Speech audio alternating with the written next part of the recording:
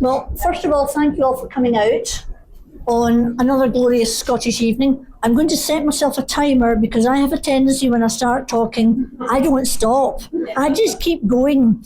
And I know that there are people here who must be gluttons for punishment. They've heard me talk before and yet they're still coming back. So as I say, I'm either doing something very, very right or whatever. Anyway, right, let's go. So, Can everybody hear me okay? Yeah? Okay, I've got quite a loud voice because I'm from Glasgow, so I'll shout at the back. If you can't hear me, wave your arms about. I also do speak quite quickly, so if I'm speaking too quickly, wave your arms about and I'll probably ignore you, but you can wave your arms about anyway. So, I don't know, can we switch that thing off? I'll go down and ask. Yeah, let's switch that thing off. You can switch it off. Yeah. Right, there we go, that's us sorted. So, yeah, I'm from Glasgow. When I was little, I used to go out guising and I always dressed up as a witch. I had a pointy hat, I had the broomstick, I had the cat, the full boona. And I've got a big sister. And like all big sisters, and this is for all the big sisters in the room, she said, that's not what witches look like. So I went to university to study history, did a little course in witchcraft, to discover that my sister was right, and I've never been able to get over that. But anyway, I discovered that witches looked exactly like me and you and everybody else. Witches were absolutely ordinary and looked ordinary. As a quick aside, the reason why we have the pointy hat's got nothing to do with the witches, it's alewives. In the medieval period, brewing was one of the guilds that allowed women to do their work. And so women were alewives, and how do you make your ale? You make it in a cauldron. Obviously you make it with grains, so there's lots of rats and mice, so you have a cat to chase that away. If you're selling from your house, you would put your broomstick outside the front door so people knew you were open for business. And if you were selling in the marketplace, because most men are taller than women, you would wear a tall pointy hat so people could find you. It was as simple as that, but that got sort of mangled together with witches.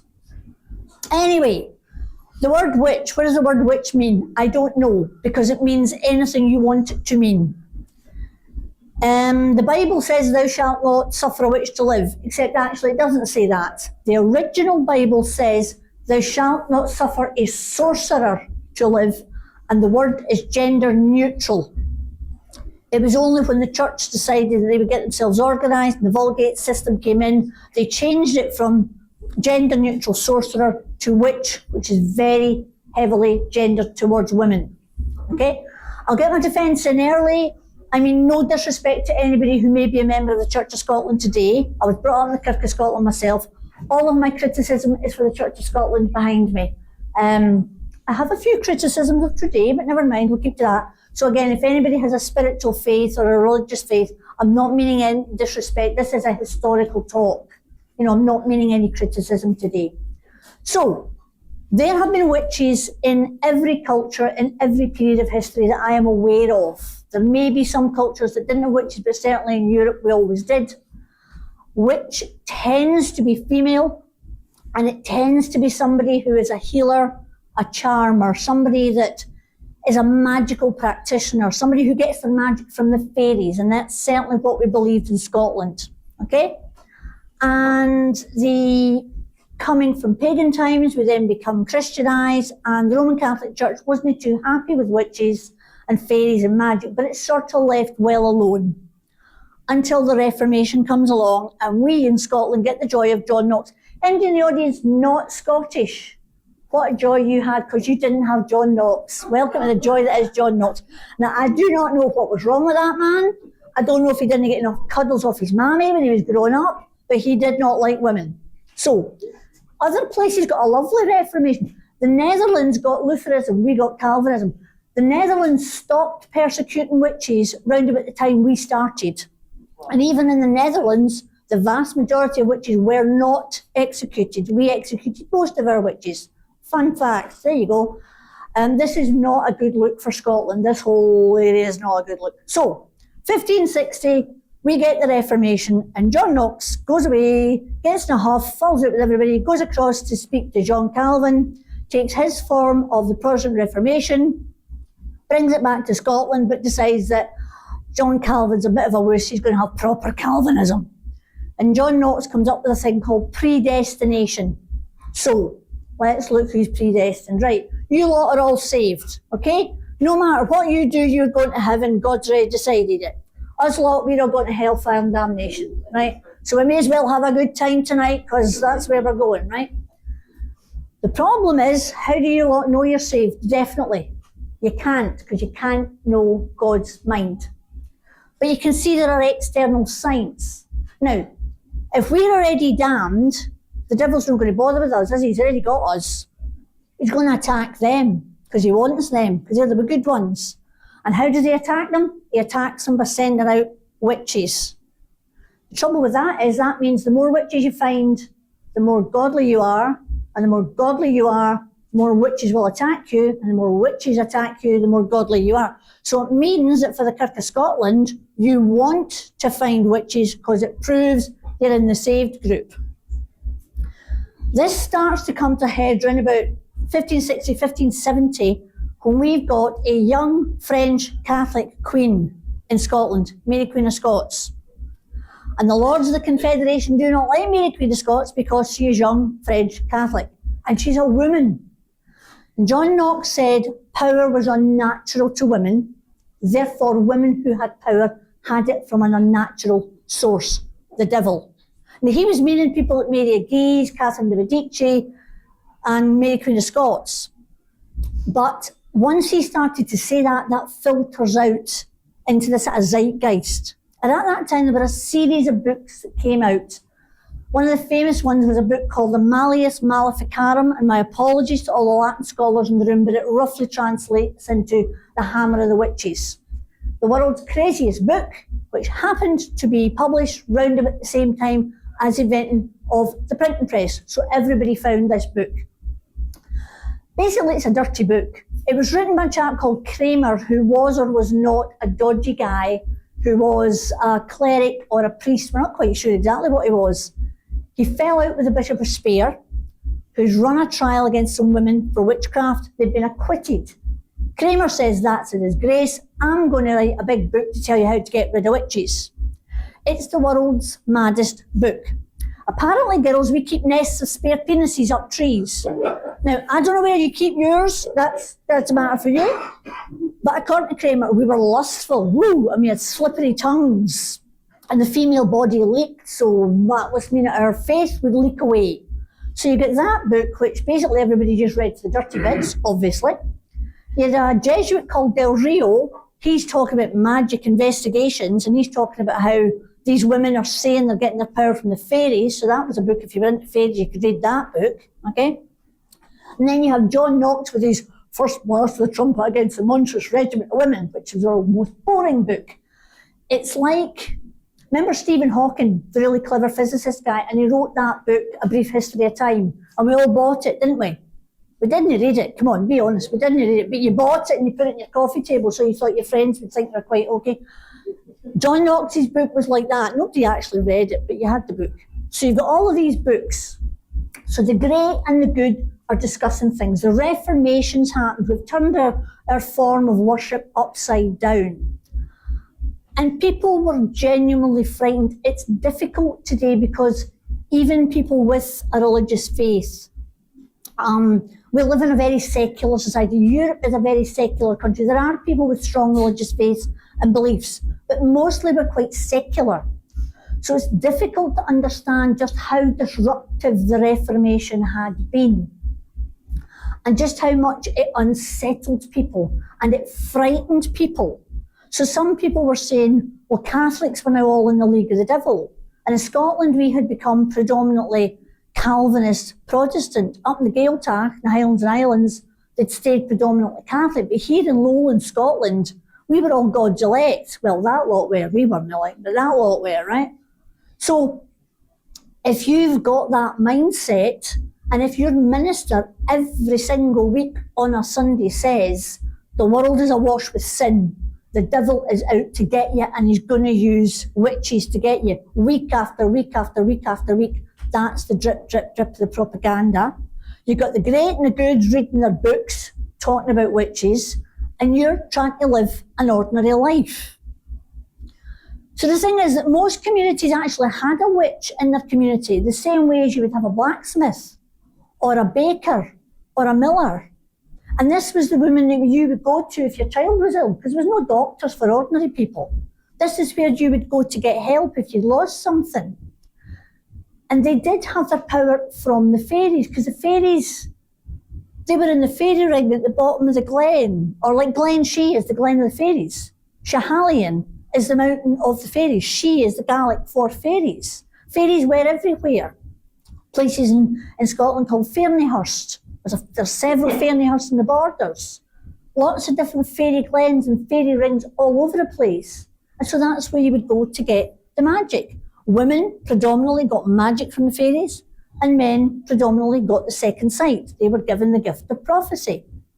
And as I say, this hadn't been a problem until John Knox got his knickers in a knot about the whole thing and started jumping up and down and pushed forward the Witchcraft Act in 1563, which Mary Queen of Scots signed. Now, she wasn't a stupid woman. Despite all the propaganda, she was not this silly, airheaded wee flibbertigibbet, but she was up against the Confederate Lords. So she signed that bill through. And the thing is, the Act's really odd in that it doesn't actually mention the word witch. It talks about witchcraft, but it doesn't define what a witch is. It talks about charmers, it talks about healers, it talks about necromancers, which is really odd because that's one of the things that people accused John Knox of being. They said that he was a necromancer. So we reckon he wrote the bill. There's actually a couple of mistakes in the bill as well, which is probably his fault because he was a lot of things, but he wasn't a trained advocate, he wasn't a trained lawyer. So this Witchcraft Act comes through in 1563 and nobody did anything because they just thought, oh, you know, it's old Aggie at the end of the road, or it's sweet Jeannie down there. Nobody really bothered. And for the next few years, although the Act said that if you were a witch, you know, if you committed witchcraft, if you practiced witchcraft, it was a death sentence, nobody really bothered until we get James VI. James I of England as he becomes. So James VI pitches up. Now, James VI is a difficult character because he had a heck of a childhood, you know, taken from his mother as a baby, brought up with the Confederate Lords who physically beat him. You know, he's told his mother was a Catholic and she was in league with the devil and all these sorts of things. And then his cousin Elizabeth chops his mum's head off. You know, it's a fun, dysfunctional family, that. Let's see that, a soap opera, but great fun, right? So James has got a real problem. He's also got a problem in that he knows he's going to inherit Elizabeth I's throne because she's not having any kids because she's decided to be the Virgin Queen. Good for her. The trouble is that Scotland's a tiny little poor country at this point. England's big and England's rich. And a lot of the English nobility don't want a Scotch king, as they would call it. Because the English nobility had a problem. Well, they had several problems, but one of the problems was Elizabeth was a Tudor. Now, her father had been Henry VIII, her grandfather, another Henry. The Tudors had a very, very wobbly claim to the English throne. They were actually a Welsh family, and they never used the word Tudor for themselves because Tudor was an insult. So there were a lot of the big English families, the Howards, the Nevilles, the Percys, the Bullens, all like that. We don't even want a Tudor on the throne. And see, when that Elizabeth dies, we're not having a Scotchman. You can get lost with that. So James knows that if he's going to take the English throne, if Elizabeth's going to leave him the English throne, he's going to have to prove himself. He can't do it with money when he got any money. He can't do it with battle because there aren't any wars going on. He can do it with religion and he can do it with education. And that's the path that James goes down, which is fine until he decides to get married. So he gets married to the Princess Anne of Denmark, the daughter of King Frederick over there. Fine, married by proxy. And she leaves Denmark on a wee ship to come to Scotland. And unfortunately, a storm breaks out and the ships have to go into Sweden. Denmark is embarrassed by this. Sweden's having a rare time. You're a fishing nation, you're a naval nation. You can't even have your ships. Your ships can't even make it to Scotland. And there's an argument between a chap called Monk and Valkendorf. One's the admiral of the Danish fleet and the other is the Exchequer. And they argue about the ships. Why the ships haven't been able to make it through this storm. Two men. And then they suddenly say to themselves, maybe it's not her fault. Oh aye, remember that woman called Anna Colding? She's in the jail for being a witch or something. Let's blame her. And so they do. So there's a Danish witchcraft trial and 7 of them are executed. James by this time has gone to get Anne, brings Anne back to Scotland, and again there are some storms. So James thinks to himself, well, if there's witches in Denmark, there must be witches over here because I'm one of God's elect. I'm a king and I'm a good holy man. If the devil's attacking the Danish, he's going to attack me as well. Oh, I'm having witches as well. So he kicks off the North Berwick witch trials. Now I'm being a little bit facetious here, but the problem with James is that every time you read something about him, he contradicts himself. He doesn't believe that witches exist. There's no such thing as witchcraft. Oh, aye, there might be witches. They might have tried to sink my boat up, but they can't really do it because they're just women. Oh, aye, but of course the devil could say. So I have no idea when he kicks off the North Berwick witchcraft trials if he genuinely believes that witches attacked him or not, because he chopped and changed his mind so many times. Anyway, the North Berwick witch trials get kicked off and 100 people were arrested. North Berwick, Dullen, Aberlady, all of that stretch of the coast. They're all dragged in, people are being tortured, people are being investigated, they're being interrogated, and eventually several of them are executed. But 100 people were arrested. That's 100 families being terrorised by that. So by this time, Elizabeth is really sort of on her last legs, and James is thinking, right, I can really make me old with this. And he writes his big book of witches, which he calls Demonology, in which he writes it almost in a classical way, whereby it's a discussion between two characters about witches and witchcraft and what they do. So you've got the Del Rio book, you've got the Kramer book, you've got the John Knox book, and now you've got a book by the king. So James is saying to everybody, look how learned I am. I can even take on the concept of the devil and witches. And so again, it's another one of these books that most people wouldn't read. But if the king's written a book, well, it must be true. So then you get to 1603, and Elizabeth dies, and James gets himself and his court down to London as quick as he can, because that's where the money is. And he leaves a power vacuum behind, into which the Kirk of Scotland steps. Now, the Kirk of Scotland initially was very Presbyterian. It was a very flat structure. But there were some people in the Kirk of Scotland that wanted a more hierarchical structure, like Episcopalians. And so the argument between Episcopalians and Presbyterians goes on for about 90 odd years. Presbyterians sort of won out. And they're in the majority. So the Kirk of Scotland isn't in a consolidated forum, but it's becoming the moral centre of the country. They need something to rally people round, and they light on witches. Now, to be fair to them, people genuinely did believe in the devil. You believe in God, and you believe in the devil. And the devil is real. It's not like today. I have a friend who's a member of the Kirk of Scotland, and to him, the devil, hell would be like a withdrawal of God's love, something like that to him, you know. Whereas to people in the late 16th and 17th century, hell was an actual place. It was a place of torment, a place, a desolate wilderness, you know, Leith on a Saturday night, that sort of type thing. And so it mattered. So although I am angry at what the Kirk of Scotland did, I can sort of, it doesn't excuse the behaviour, but it explains the behaviour. They were genuinely frightened of the devil and the witches and the witchcraft. So the king is down in London, the Privy Council is reigning in Edinburgh in his stead, the Kirk of Scotland's the moral authority. Ignore the Gaeltacht, they're doing their own thing as per usual, good for them. And Lowland Scotland becomes run by the Kirk. The Kirk sets up Kirk session records, and it sets up these Kirk sessions, and they're like mini courts. So that dress is not allowed, that hair's not allowed, stop singing, stop dancing, basically cover that up, cover that up, cover that up, and stop doing whatever you're doing in the corner, right? And that's it, because the world is awash with sin, and we're going to tell you how to keep yourself safe from sin. And sin becomes completely gendered. All women, not all witches are women, but all women are potential witches. Not all sin is committed by women, but all women are capable of committing sin. Not all sin flows from women, but all women are capable of starting that flow. And that is what the Kirk sessions were about. And they met on a weekly basis. And if you came out of the tiny little box that they had created for women, then you were a witch. Because what else could you be? You're either a good woman or you're a witch. And it meant that your behaviour was so prescribed that there was nothing else you could do. Now, interestingly, most of the accusations that were made against witches were made by women.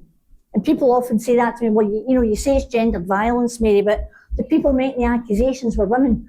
But that's because it was a woman's crime. Men's lives were out there. So a man gets up in the morning and he goes out into the fields to plough the fields, or he goes out to tend to sheep, or he goes into his workshop to make barrels, or he goes into the bakery to bake bread. Women's lives are internal. They're in the house, taking care of the children, taking care of the food, taking care of the family, right? Just fine.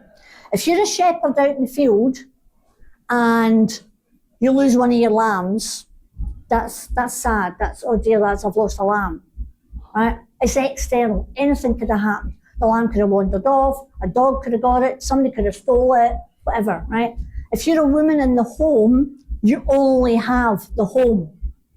So you maybe got a few chickens. What if your chickens stop laying eggs? You've got nothing to take to market. You've got nothing to take to market. You've nothing to sell, no money, no rent. You're out your house. If your cow stops giving milk, if your baby is ill, all of these things can only be coming from the devil.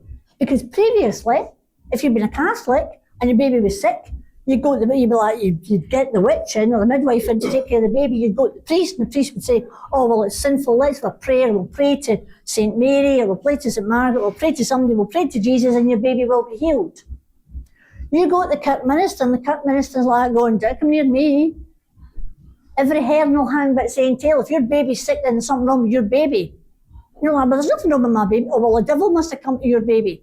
A witch must have cursed your baby for some reason. And if that's what you're hearing all the time, then that's what you're hearing all the time.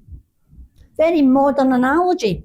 1930s Germany. It's the Jews, it's the Jews, it's the Jews, it's the Jews. That was the propaganda.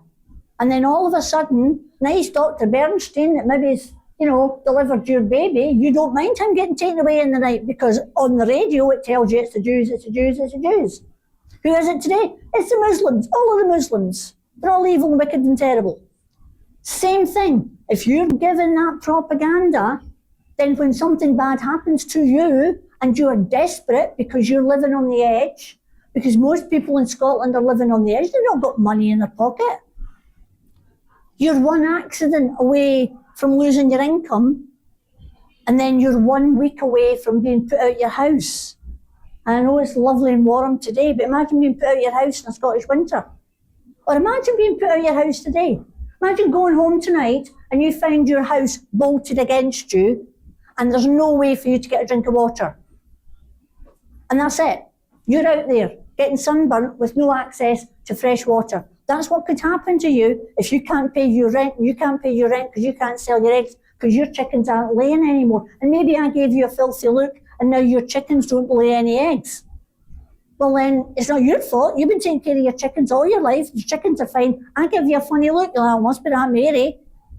And so you go to the minister and you say, that Mary gave me a funny look. My chickens aren't laying any eggs anymore. And that's it. The minute the word witch is said, the minister immediately thinks, well, let's think about that Mary. Oh, she's from Glasgow for a start, so she's dodgy. She's not got a husband. Oh, there you go, right. And she doesn't go to the kirk on a Sunday. Right, get her in. Because your first proof of being a witch is having a bad temper. Seriously, just being argumentative, being a quarrelsome dame in the marketplace. If you are quarrelsome, if you are seen to be argumentative, because the Kirk session says women have to be quiet and not raise their voices and not argue and dress politely and dress quietly and not argue with men. So just that bad reputation, if you scream witch because your chickens ain't laying, the minister's going to go, yep, I can believe that. So the minister thinks, right, I'll go right up to the Privy Council in Edinburgh and says, I've got that Mary Craig in my village, she's causing bother, I think she's a witch, can I have a commission to try the witch, please? And that means to investigate. The Privy Council just stamp it and go, yeah, whatever. And so that gives the minister free rein. So he goes to the local bailey, has me arrested and chucked in a toll booth, or chucked in the local nearest prison, or in the cellar of the church, or wherever it is, right? And that's it. And then he's looking for proof. And so what happens then is he will go around every other person and say, has Aunt Mary ever argued with you? What is she like? Is she quarrelsome? Does she go to the kirk? Did you see her at the kirk when she should have been there and she was away dancing? What's she been up to? And you start to get the stories. And the reason I don't have a go at the women that made the accusations is because they were frightened. They were genuinely scared that the devil was going to get them. And also because from about 1600 onwards, this was happening in every community, to every village, to every town you were in. So you know what happens if a witch accusation is made. So you're not going to help me, are you? Because you're like, oh no, I was never friends with Aunt Mary. I don't want to get involved. I don't want to arrested by her. I don't want to be tainted by association. So you go, oh no, I never really knew her. Or if you were really malicious about, well, she was always a bit like that. And so it builds up and it builds up. I get arrested and the minister comes in and then first thing he says is, are you a witch?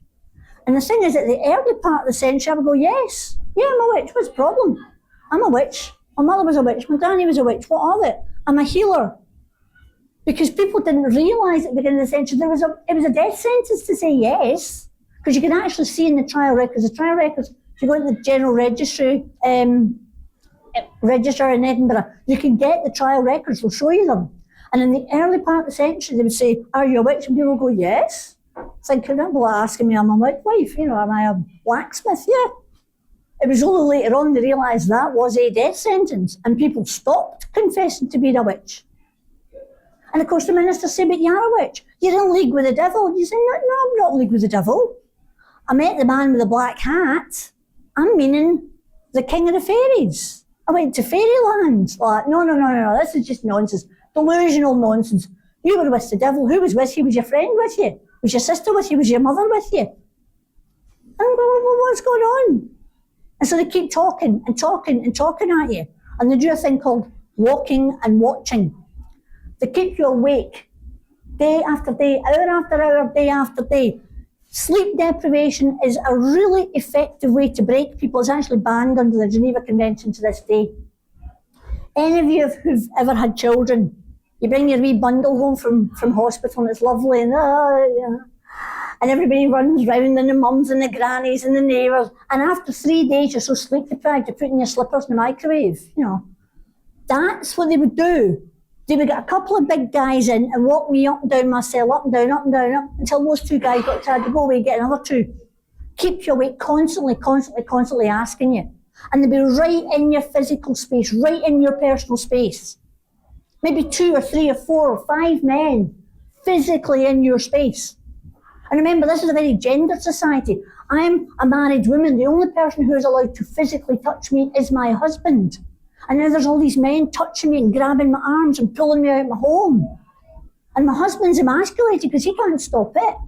My eldest son, my father, they can't stop these men from physically touching me. And now I'm in a cell and it's hot like it is today. And I've got some lice and some cockroaches and some nice little rats in the corner, and I've got a bucket to pee in, and that's all I've got. And if I'm lucky, if I'm really, really lucky, I might not be on the same straw as the person that was in that cell before me. And I might get some bread and water, but then again, I might not. Who's going to feed a witch? Nobody cares. And so they keep on at me. Who was with you? Because you see, remember, women are weak. Therefore, a witch, a woman, a female witch on her own, no. There has to be several witches. There have to be 2 or 3 witches, or maybe 4 or 5 witches. Who was there with you? Who inducted you? Who took you to meet the devil? Constantly. And the questions are asked, not like today, if you get arrested for a crime.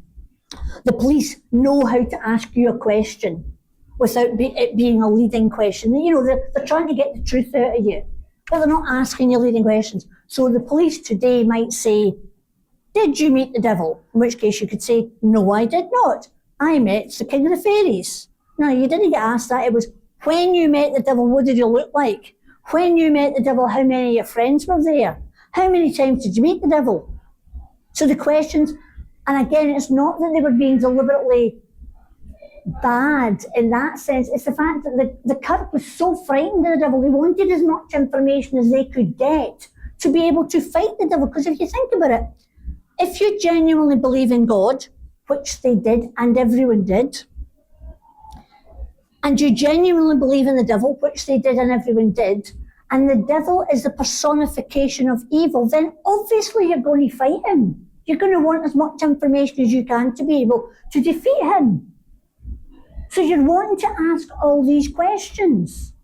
And if I'm not going to get frightened enough by 3 people yelling at me, they will start torturing me. They will start burning me with candles. They will start pulling at me. They will start hanging me upside down by my thumbs. They will do all of these things. And eventually I'll confess. So there's your proof.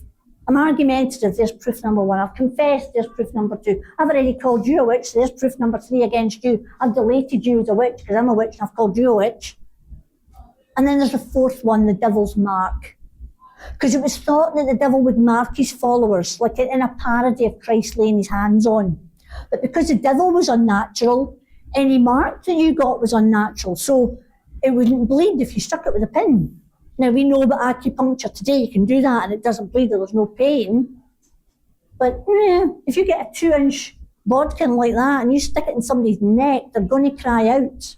But again, it's gender society. Nobody should be touching me but my husband. And now these men are pulling at my clothes to expose my neck and my shoulders. It's degrading. It's horrific.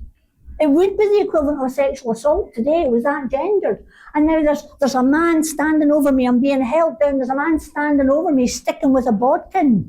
And I cry out, well, that wasn't the right point. So they try again and again and again until eventually you cry. You don't cry out because you're either unconscious on the floor.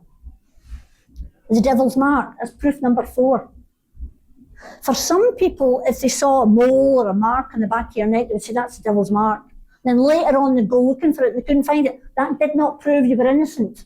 That proved you were a particularly tricksy witch and you could hide your devil's mark. So everything is stacked against you. And then you go to trial. And you go to trial and there's 15 good men and true. We have 15 people in the jury in Scotland. And who knows who's good in the neighbourhood? Well, the minister does. So the minister picks the jury. If you're in a small town, the chances are there's going to be 1 or 2 magistrates. And who are they going to be related to? Well, they're going to be related to the minister, aren't they? Because that's the great and the good in the town. Initially, I can't speak in court. I'm not allowed to give evidence. Women were not considered. We were considered the equivalent of children. We could not give evidence in a trial. Well, that's a bit of a problem because if I'm going to call her a witch, I have to stand up in court and call you a witch. I'm not allowed to speak in court. So they changed the law. They changed the law that women could speak in a court only if they were accusing another woman of witchcraft. So the law was changed again. Yeah? And then, of course,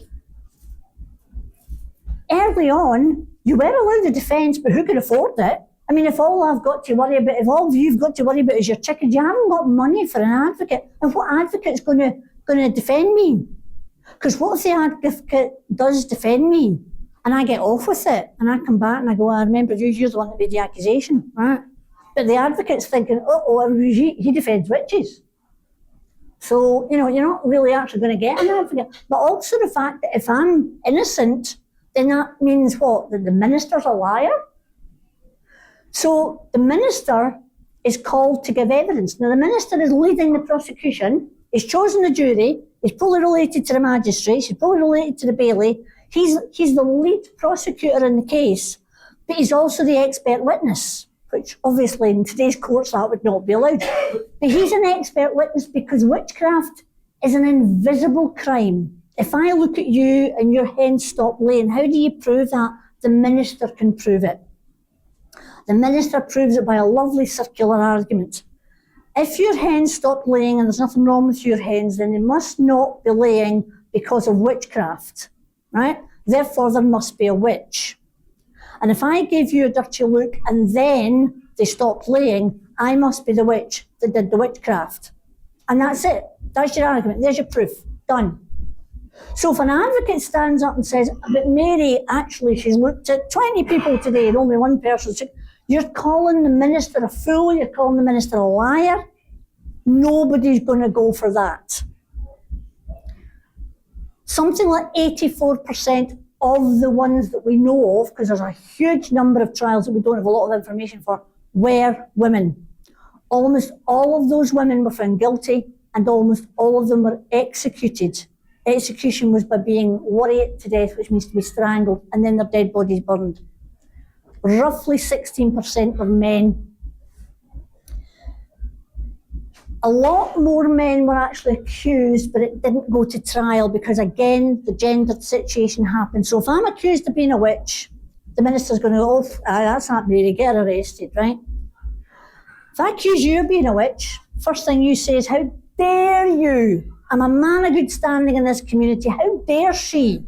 I'm going to do her for slander. And there are records of women being arrested and tried for slander for accusing a man of being a witch. So straight away, the case falls against the man. The other thing men can do is they can say, okay, fine, you can take me to trial if you want, but I'm not going to the toll booth. I'll go under house arrest. And they did, frequently went under house arrest. And this is something that's actually quite poignant, because if you're executed as a witch, all of your estate is forfeit to the kirk. Right now, it wouldn't be much, but everything goes to kirk. But your family can be put out of their house. Their family can lose everything. If you're a man and you're under house arrest, you can kill yourself. You will be denied Christian burial, but your family can inherit. So it was a way for men to protect their families. And so you actually see a much higher level of men killing themselves, men accused of witchcraft killing themselves to try and protect their families. But again, when men are arrested and they are put in prison or they are under house arrest and they're taken to court, of course they can speak in court, can't they? So they can defend themselves in court. Oh, that Mary's a liar, I'm not a witch, this and that, the next thing, right? Or so you can argue it down. Also, most men tended, on average, to be richer than women, so they can afford an advocate. So what you have is you have a much fairer trial. Yes, you have the minister and you have the accused, but he's a man. So he can argue back as a man and say, I am no witch. I didn't hang about, go to the fairies, what a lot of nonsense. That's just women's nonsense. And you can argue it down. And so the advocate can pull away the charges. And because it's men arguing with men, it means that if the minister has to back down, and if there is an acquittal, the acquittal is fudged. So that it's almost as if it's a case of, always mistaken identity, or, oh, well, these things happen. And the men that were found guilty tended to be men from the poorest sections of society. Of the records that we know, most people that were arrested tended to be of what would be the middling sort, like lower middle class, as we would think today. We often think of witches as like, little old ladies that were poor, and there were a lot of older, poorer women were arrested. But there were some from the middling orders, there were some from the landed gentry were arrested as well.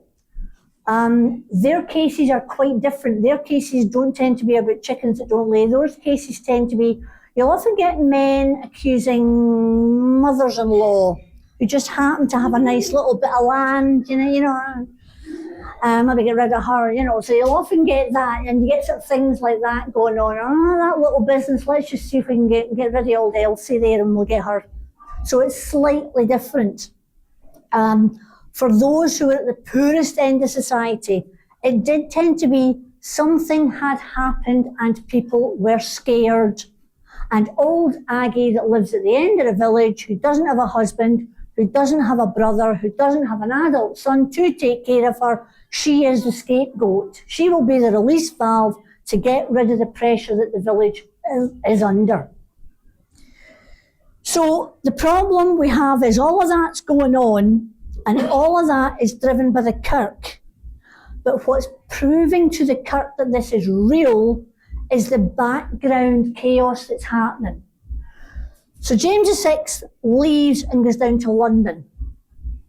Within a year, there's an outbreak of plague in lowland Scotland. Well, if that's not proof that the devil's around and about, the king's abandoned us and there has been plague. Right. 2 years after that, there's harvest failure. Then it settles down a little bit, and then the 30 Years' War kicks off. Oh my God, the Catholics in the continent are starting to fight. Oh, what are we going to do? And there's Catholics up in the Gaeltacht, and there's Catholics in Ireland, and there's Catholics in the north of England, because the Nevilles and the Percys in Northumberland had stayed Catholic. So lowland Scotland's starting to feel a bit, there's war everywhere, and there's pestilence, and there's famine. It's sounding like the horsemen of the apocalypse. And so that proves to the Kirk that the devil's out to get them. Then, in 1625, James dies, and we got Charles I. Well, he was a good one, wasn't he? Here we go, Charles I. Right, so Charles I decides the first thing he's going to do is he marries a Catholic. Yay, Church of Scotland will love that. And then he puts forward a thing called the Act of Revocation. So basically what he does is he said, see all the land that the Kirk of Scotland got off the Catholics, it's mine. So he does that. Then he decides he's got no money and he falls out with the English Parliament, as we know, all the time. So he thinks, well, I need to find some money. What will I do? I know, I'll start a patent for soap and for coal, which puts the price of ordinary soap and coal through the roof for ordinary people in Scotland. So you either freeze in the winter or your food spoils and you die. So well done, Charlie. Good one. Then he completely falls out with his English Parliament and kicks off the Civil War. Well, that's after he decided he's going to force us to be Anglican and force Episcopalianism. And we've got the legendary Jenny Geddes up in St Giles in Edinburgh throwing our stool at people and shouting about, they need to say mass in my ears, a type thing. So 1625, we get Charles on the throne, and by 1628, 1629, there's a huge upsurge in witch accusations because people are terrified. The price of coal's going through the roof, the price of salt's going through the roof. We've now got a king that's married to a Catholic. We don't understand what's going on. We're scared. Witchcraft, witchcraft, witchcraft. Then it dies down for a little bit. The Civil War kicks off. Oh my God, it's the devil. Witchcraft, witchcraft, witchcraft. Then we chop his head off. Well, that's the world turned upside down. Now, I know the Mary Queen of Scots had her head chopped off previously, but that was by Elizabeth, who sort of didn't really want to do it. But anyway, that's a story for another day. So, the point of this one is it's Oliver Cromwell, not personally, but Oliver Cromwell in the Parliament chops Charlie's head off. Commoners kill somebody of the blood royal. Now, your king may be mad, your king may be bad. Your king may be mad and bad, but he is still your king. He is of the blood royal, and commoners have chopped his head off. If that's not the world turned upside down, who's got to be behind that? It's got to be the devil. Huge upsurge in witch accusations. We then have the Republic, where southern Scotland is put under martial law by Cromwell. And it's really odd, there are 0 witch accusations. Between 1651, after the Battle of Worcester, up until the death of Cromwell, I can only find 2 witch accusations in the whole of Scotland. Because I think everybody was wondering about going, what? And I think it's the fact that they actually couldn't quite comprehend what was going on. It was like, is it witches? What's going on? So anyway, Cromwell dies, and we say to his son, you want to be king? He says, no, you're all right. And he dies anyway, because he's rubbish, right? So we get Charles II back. Charles II comes back. Yay, fantastic. But then he really comes back. He digs up Cromwell. Did you know that? He digs him up and puts the dead body on top and then hangs the dead body, like you do. Well, he killed his dad, so, you know. So, chaos down in London. Up here, witch accusations right through the roof again, because every single time something happens politically in London, the Kirk of Scotland get up on their hind legs and say, it's the devil, it's witches, it's the devil, it's witches. So we go through that. Then we don't like Charles II, he doesn't have any kids. So we get James II or James VII if you're Scottish, but he's sort of Catholic, so we get rid of him. Then we get King Billy, that was a good one to bring over, wasn't it? Then we keep on going to end up with Annie who ate all the pies. I mean, it's like, all of this up and down and up and down and up and down. I mean, we think about we're having a cost of living crisis now. If you're wee Aggie living in your village in Leith, or you're trying to cope in Edinburgh, and you have no idea what's going on, and the only propaganda you have is the minister on a Sunday telling you that all these things are going on because the devil is whispering in the king's ear, or the devil is doing this and the devil is doing that, then the witchcraft accusations continue and continue and continue. We get to a situation in about 1662, 1663, where there is a massive number of witchcraft accusations, and there are dozens, and I mean dozens, in Edinburgh. And it's almost as if it's a free-for-all. Anybody that wants to accuse anybody of anything, the first word they come up with is witch. I mean, there had been big trials previously. In the Borders in 1628, there was a trial of 27 people in Peebles, for goodness sake, and it's tiny, Stow 1649, you've got 6 people. I mean, Stow, there's barely about two people in 100 sheep in that village today. But in 1662, the country is awash with witchcraft trials. And people are being executed at a ridiculous rate. The Privy Council got to the stage where, and I genuinely believe this, they actually had a stack of commissions ready signed that they were just thrown out like confetti. They weren't even bothering to ask any questions. The place had gone wild.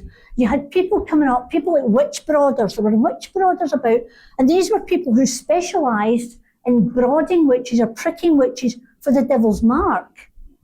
And again, like the predestination nonsense of the holier you are, the more you'll be attacked, therefore the more witches you'll find. These men were paid by the number of witches they found. So guess what? They found a lot of witches. One of the most famous ones was a chap called John Kincaid from Trinent. And John Kincaid made a bloody fortune, going about terrorising people in Edinburgh, Lothians, the Borders. He went across to Fife, and he found witch after witch after witch after witch. And he was paid £5 Scots for finding people. It's estimated that he sent about 350 people to their deaths in a 7-year period. Eventually things got so bad that he got arrested and ended up in Tolbooth in Edinburgh. But they didn't arrest him for upsetting people. No. They arrested him for pricking without the requisite warrant. His paperwork wasn't in order. So they put him in prison and went, oh no. He's like, okay, well, tell you what, I promise not to do it again. He went, okay then, and let him go. It is estimated that he had 350 people executed, and they let him go. He paid a bond of 1,000 and just walked out. It was said that he had pricked many thousands of innocent persons. Well, it wasn't thousands, but he had got people who were not witches, even if they were flipping witches, for goodness sake, stop sticking pins in people. And he walked away with it. And nothing happened to him. He made an absolute fortune. There were magistrates dragging people in on trial because they were making money out of it. And by 1662, it had got completely out of hand. 1662, 1663, 1664, there was folk just literally getting dragged off the streets.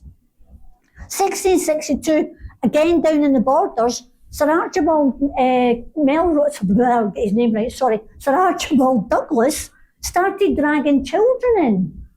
He dragged in an 8-year-old and a 10-year-old, which was illegal. No child under 14 could be held responsible for what they did. The commission for that trial said that he should not be investigating anybody as long as they weren't children. So they knew what he was up to. He had no authority to arrest those children. He arrested them, he dragged them out their house, he dragged them to their toll booth, he had them interrogated, he had them terrorised, he had them beaten, and then decided to let them go when he thought he might get around for it because they were kids. 20 years later, Agnes Query and Mally Johnson were then arrested for being witches, and what evidence did they have against them? The fact that they'd been arrested as children. I don't know what happened to them because we don't have the complete records. This was the chaos that people were in. And it was only when it calmed down a little bit that people actually started to look at each other and think, I think we got a bit carried away with ourselves there. We need to sort ourselves out. So 2 or 3 things happened together. There were a few ministers were starting to have conversations about the meaning of God and the meaning of the devil. And they were concerned that what was happening was the church was getting consumed by women's nonsense. That's what they called it. And there were philosophers who were starting to actually discuss, does God even exist? And again, how can you prove a magical crime? And does magic exist? Is magic real? And so the lawyers started to say, well, what we need to do now then is maybe bring proof into trial. So if I give you a dirty look and your chickens stop laying eggs, how can you prove cause and effect there? And the minute you do that, the acquittal rate goes through the roof and the accusation rate plummets. Because who wants to accuse a witch in case they get off with it and they come back and they get you? And so things absolutely, you can see the witchcraft trials doing this and this, 1662, and then just poof, way down. And the last person executed in Scotland was in 1722, and the Witchcraft Act was repealed in 1736. What I find fascinating is that the Kirk of Scotland had their General Assembly in 1777, where they said that witches exist, witchcraft exists, and it should still be a capital offence. Now, we have trial records for about 4,000 people, but there are a lot of those trial records that say things like some witches or many witches, and I don't know what that means. Does it mean 2? Does it mean 20? There's also the number of records that have probably gone missing over the years, as things do go missing. So I reckon a conservative estimate is about 6,000 people were executed as witches in Scotland. That's out of a population of about 900,000. You'd be talking about 36,000 today, which means, ignoring the Gaeltacht, every single person in this room would have known somebody. That was somebody's daughter, somebody's sister, somebody's mother, was dragged away, was terrorised, was terrified, was beaten, was tortured, and then was executed. And I won't go into the gory detail because that's not fair on anybody, but let me just say, the execution was public and you had to go and watch it, because it was proving that the devil didn't save his own. It was proving how you get rid of a witch. What I focused on, this is a subject I could do on another talk for you and it'd be completely different, but this is the main one I do. But the thing I have to let you get away with is the fact that if you think of the children who grew up, mum, dad, big brother, big sister, few chickens, couple of cows, whatever, and they go to the kirk on a Sunday, and the minister's a good man. The minister is the good man in the community. He's the nice guy. He's the guy that's taking care of you in the community. And then all of a sudden he turns up at the house with 2 bailies and they drag your mummy away. Men that aren't your dad are dragging your mummy away and you don't know why. And now the neighbours don't talk to you. Or your best friend gets pulled away because they're not allowed to play with the witch's daughter anymore. And you don't know what's happening. And your daddy's really angry and shouting it and you don't know why. And then all you hear is people muttering behind their breath when you walk past. And then the next thing you know is you're down in the marketplace and you see your mummy and she's covered in blood and her hair's been shaved off and she's standing next to a big wooden stake and then they burn your mummy. And you're 5 years old and you're 6 years old and you have got to somehow accept that. And then you get to 15 and 16 and 17 and you decide to kick off. And then what happens? They go, well, she's the daughter of a witch. Look at her behaviour. Told you. And you get arrested. And it's a generational trauma that went on for about 150 years. It's one of, I would say, one of the most horrific things we've ever done in Scotland to ourselves. And I think it stands on a par with what we did within the slave trade. Thankfully, we don't do it anymore. But it is still telling how quickly we went from just getting on with each other and living in our communities to accusing people of being witches. We still use the word witch as a pejorative term. Oh, wizard Harry. Oh, he's a wizard at maths. That's a right witch. We still use it. It's still got that gender in there. And what is depressing is the fact that it's still happening today. From the numbers that we know, there were approximately 20,000 women executed as witches in 2019. It happens right the way around the world. It happens predominantly in countries where the Christian churches have gone in and basically colonised the country, stomped all over their ordinary religions and twisted it. Evangelical Christian churches are really, really high on this. There are also some churches in some, and it's a very tiny minority, in some of the southern states in America where they will talk that they genuinely believe that witches and witchcraft exists. I have friends who are witches today. They tend not to tell people unless they're in safe company, which is ridiculous. They tell me that their belief is all of the law is you do no harm, and that's it. As I say, it's disappointing that we did what we did. It's a salutary lesson for us today. I hope that was not too traumatic a talk for you, and thank you for listening.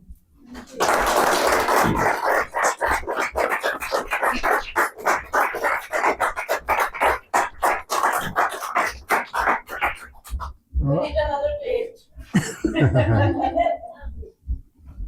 Well, I think Mary's. Are you okay to take a few questions? Mm-hmm. Yeah. If anyone has any questions. It's not the funnest of topics, yeah. You said that you also have another talk. What would that have been on? I have several. One is about the Black Death. I do all the fun talks, by the way, folks. The Black Death is plague. The Black Death, yeah, bubonic plague. And I do one on medieval slavery in Scotland.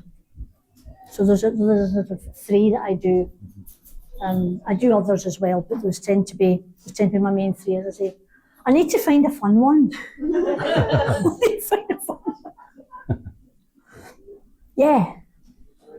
And of all the men who were awful to women in the 15th, 16th century, was there any examples of men who were trying to fight for women's rights or trying to show everyone this is crazy? Oh yeah, I mean there are actually there are quite a few records of men writing to the authorities and saying my wife is no witch. There's one particularly in Hawick, you'll get it in the Hawick Heritage Hub, and there's a lovely little letter of this chap, and he's pleading with the bailies. He says, my wife is not a witch. She's absolutely not a witch. Stop doing this. The West Calder witches, two of the husbands there did fight and try and say my wife is no witch. So it was, yeah, there were men that stood up for it. And no, not at that level. No, it tended to be one-to-ones. It tended to be one-to-ones. Up in the Gaeltacht, it was slightly different because they still had the clan system. The clan, as you probably know, is just the Gaelic word for family.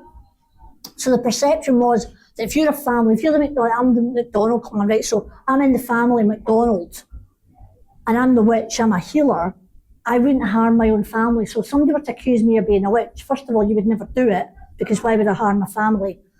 But even if you did, what would then happen is you would then go to the clan chief, and the clan chief would go to my husband, father, eldest son, and say, get Mary brought into line, basically. But also the clan chiefs wouldn't allow it to go into the court system because that undermined their authority. It's about maybe 50, 100 years too early for men to start pushing for women's rights. We got a sort of backhanded compliment in that, stop listening to this nonsense because it's female and it's nonsense.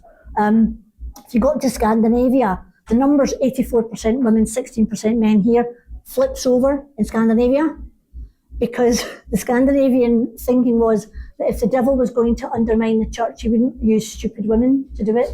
So it was a bit of a backhanded compliment from Scandinavia. So thank you to all the Scandinavians in the room if you're there. But yeah, so yeah. Yes, up at the back. It's okay.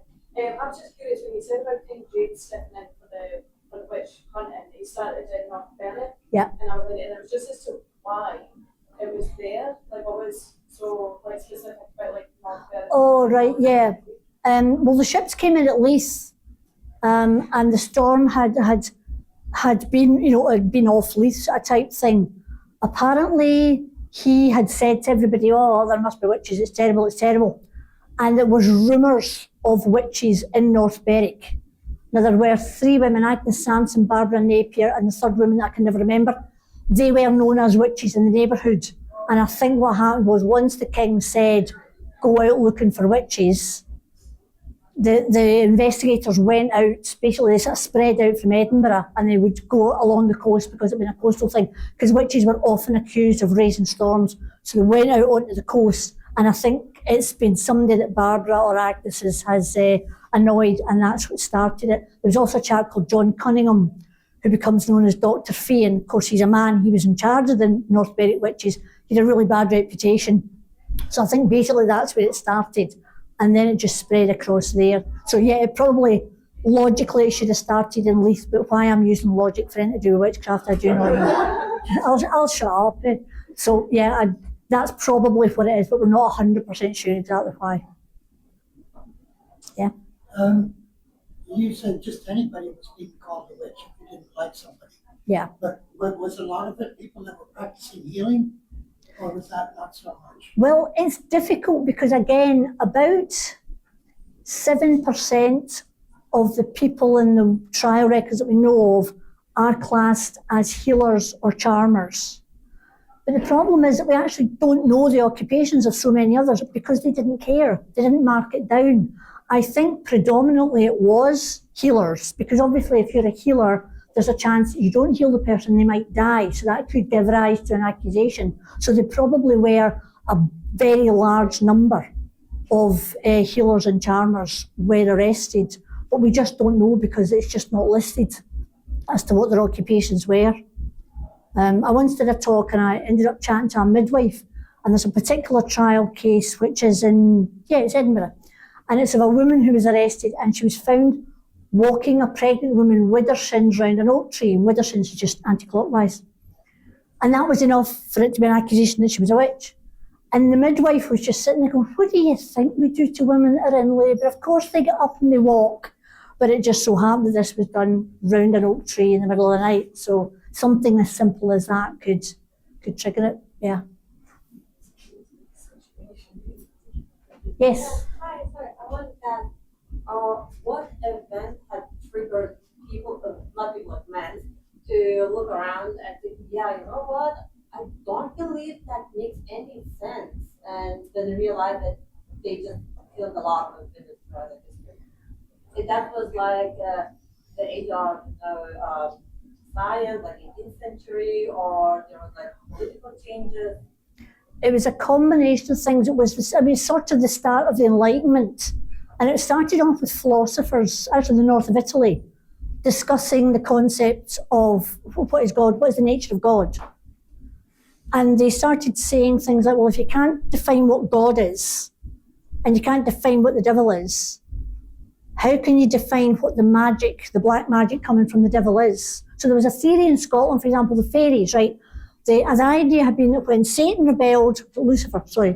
Lucifer rebelled against God, he was thrown out of heaven and all the other angels followed him, the bad angels followed him, right? And God throws him down into hell and closed the gates of hell behind them, but not all the bad angels made it in, and they became fairies, right? And there was a huge discussion about what are fairies. Are they real? Are they imps? Are they devils? Are they a delusion? What are they? And then they started saying, well, what is God? What do we mean by God? Which was really quite forward for its day. So if you can't define God and you can't define the devil, how can a mortal person do the devil's bidding if you can't define what the devil is? And so it became a case of almost pulling back from accusing people of witchcraft because you're not quite sure of the ground that you're on. And once the philosophers started on that, the lawyers were like, yeah, this might not be so. It was a case of that philosophy coming through a lot of thinkers, a lot of the places, and also things had settled down by the beginning of the 18th century. We were getting into the end of the Little Ice Age, so the weather had settled and politically things had settled. After the 30 Years' War, things had settled down. So it was a combination of more stable politics, inquiring philosophy, more stable, literally climate. All of those came together. So that's why you got that change in it, why there was less of the belief. Yes, Okay. sorry.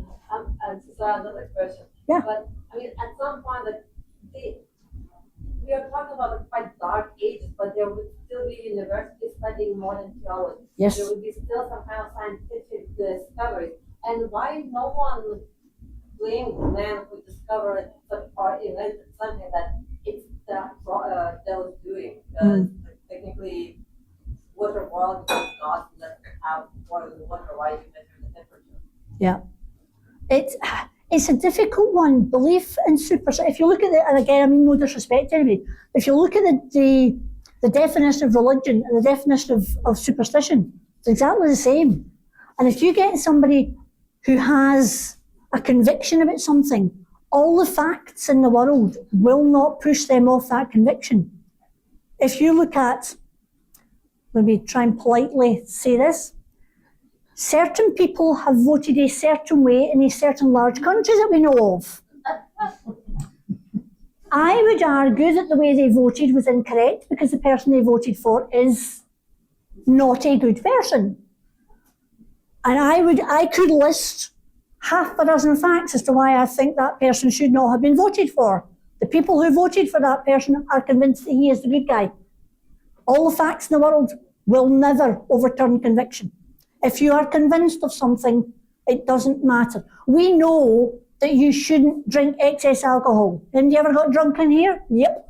We know that we shouldn't smoke cigarettes because they're not good for you. Any smokers? Well, hey, we know we shouldn't eat 5 cream cakes a day. But we do. Conviction will outwin over facts every time. The volition, your will always overrides facts. And that, unfortunately, is true. And what you get with that is if you get groupthink, then the groupthink is Mary's a witch or let's vote for that person. And of course, you can't ever say you're wrong. You can't ever admit those facts because if you admit into those facts, then you're going to have to admit that you were wrong and your whole worldview can collapse. So it's a combination of you are convinced and you're in a nice little bubble and everybody's convincing of you. And the thing is, if you don't believe it, if I'm accused of being a witch and you stand up for me, well, sorry, you're getting arrested for being a witch as well. And it's a death sentence. So it took a long time. I mean, there are people today who will talk about witches and witchcraft. The last person arrested for witchcraft in Britain was in 1944, during the war. When Nellie Duncan, Hellish Nellie, she was called, from Dundee, was arrested for being a witch. She was tried, convicted and sent to Holloway prison for 3 years. So that's what they convicted her of. I mean, as she said herself, she was a spiritualist medium, she wasn't a witch. But that's what she was arrested for, pretending to be a witch. Only what they wrote her up for was being a witch in 1944. So, you know, modern science, technology, doesn't matter. Belief is belief. Do you have a website? Do I have a website? You said a lot of interesting things. Oh, right. But I don't retain them all in my head. Right. Do I have a website? Yes, it's just marywcraig.com, I think. Mary, WCraig. Or just chuck me in Google, you'll find me. Mary. Yeah, Mr. Google will find me. You'll Can I ask you, was there ever an apology that was given by the... Okay. So, we have been campaigning for an apology and a pardon. The pardon is slightly difficult because of the law and the changes in the law. The Kirk of Scotland gave us... Any Kirk of Scotland ministers in before I say this? No, the Kirk of Scotland did give an apology. However, it was put to the vote and a third of the ministers over there didn't vote. They refused to vote. They abstained from the vote. And the vote went through about 60-40%. So we have no idea what those other ministers would have voted. I was involved in helping set up the little memorial that's in Peebles.